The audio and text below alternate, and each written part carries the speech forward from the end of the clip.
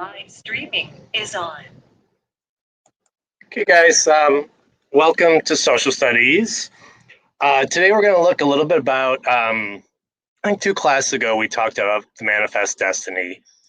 That was how we had this thought as a country about moving westward and basically spreading like democracy. And what we had to do though, we had to acquire land to do that. And I think I showed you a picture of the original colonies. They're mostly on the East Coast. I think the furthest west might have been Ohio.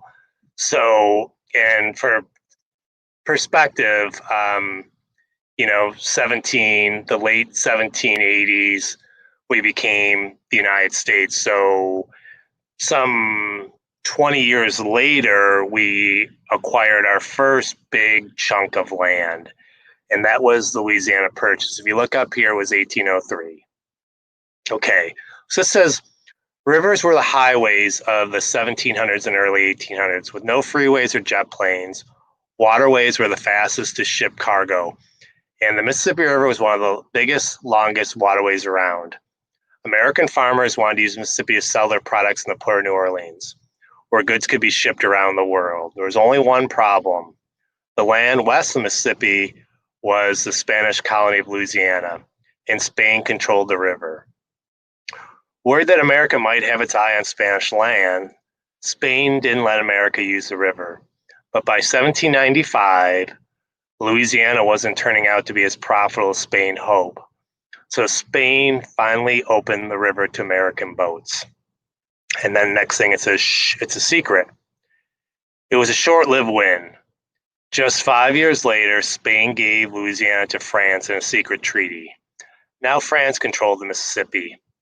Unlike Spain, France had big plans for Louisiana colony. The French leader, Napoleon Bonaparte, was excited about expanding the French Empire. And France had already colonized islands in the Caribbean, and Louisiana would be an important addition for making those colonies more profitable. But for the US President, Thomas Jefferson, having France as a neighbor was a disaster. Who knew what Napoleon might do? But before France even took control of Louisiana, Spain did something even worse. It closed the New Orleans port to Americans. So, the next part, more than they bargained for. It wasn't long before the US was talking about war. Some in Congress wanted just to take New Orleans and be done with it, but President Jefferson sent a man to France to find out if Napoleon might just sell New Orleans instead. The effort got nowhere. As the crisis heated up, Jefferson sent a second man to help convince Napoleon. The men were authorized to pay $10 million to buy New Orleans in Florida while they were at it. But they didn't know that because of some of the other issues, Napoleon didn't even want Louisiana anymore. The men were shocked when France asked how much US paid for all Louisiana colony. The next thing says, but it was on sale. So Livingston and Monroe, those are the two men that Jefferson sent over there, were authorized to buy the whole thing. With letters going by ship, it would take months to get permission, but between the crisis in New Orleans and a new war brewing between France and Great Britain, the chance to get rid of America's new French neighbor was too good to pass up. So in 1803, the men made a deal to buy Louisiana for $15 million. When news reached the US, it caused a stir. The Constitution said nothing about procedures for buying land. Jefferson even thought he might amend the Constitution. In the end, they treated it like any other treaty the president might make. The Senate approved the purchase treaty and Congress approved the $15 million, and the deal was done. We covered the Constitution. There wasn't anything in there about acquiring land, but there was a provision for the president to make treaties. They looked at this like a treaty, and just there was a price tag attached to this treaty. So we ended up buying the Louisiana Purchase for $15 million. And what I want to show you here, the bottom page, is the map of how big the Louisiana Purchase was. So you can see here, these are the original colonies. Like I said, I think, so the furthest west we were, I guess, at that point was, I said Ohio. It was basically Kentucky and Tennessee. And you can see the original colonies right here. And this is all basically where we wanted to move. You can see Spain controlled much of the west. Here are the Rocky Mountains.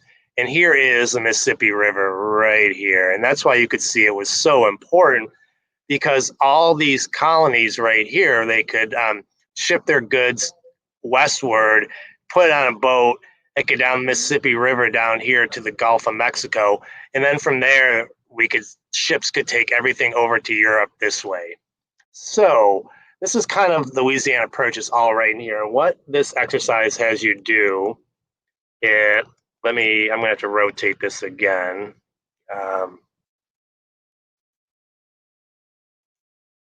Okay, so it asks you to find the Gulf of Mexico, the Mississippi River, Missouri River, New Orleans, and Lake of the Woods. So I'll go down and show you where those are, just so you get an idea.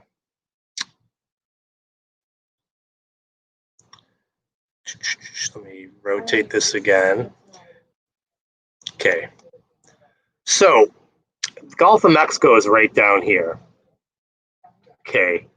New Orleans would be right here. That's where the Mississippi River comes out to the Gulf of Mexico. Lake of the Woods is like, that's going to be this lake right here that is basically at the tip of the Mississippi River. And then the Missouri River would be this river right here that flows into the Mississippi River. Okay.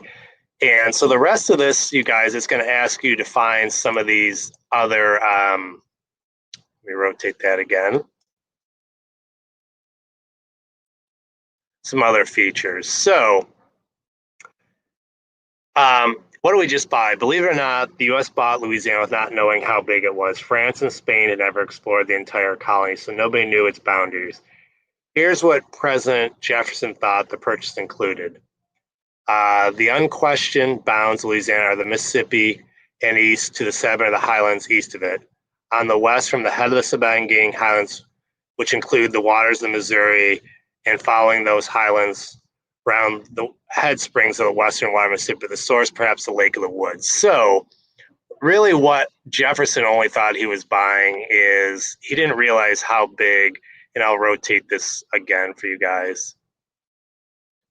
So he thought basically it was only maybe right out, and he didn't realize that the Missouri River started all the way up in the Rocky Mountains, which would now be like Colorado, maybe that might be Montana.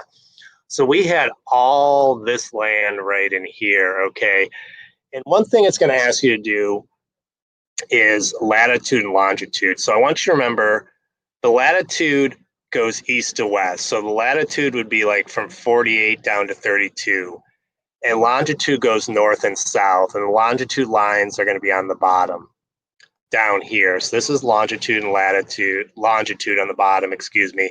Latitude are the ones that go up and down. So latitude would be kind of north and south, and the latitude is east and west. So what this exercise is going to ask you to do is, and I'll rotate this once again, it's going to ask you to find, mark the lines between 32 and 36. Decide where 33 would be. Starting the Mississippi River, draw a line west following the imaginary 33rd line.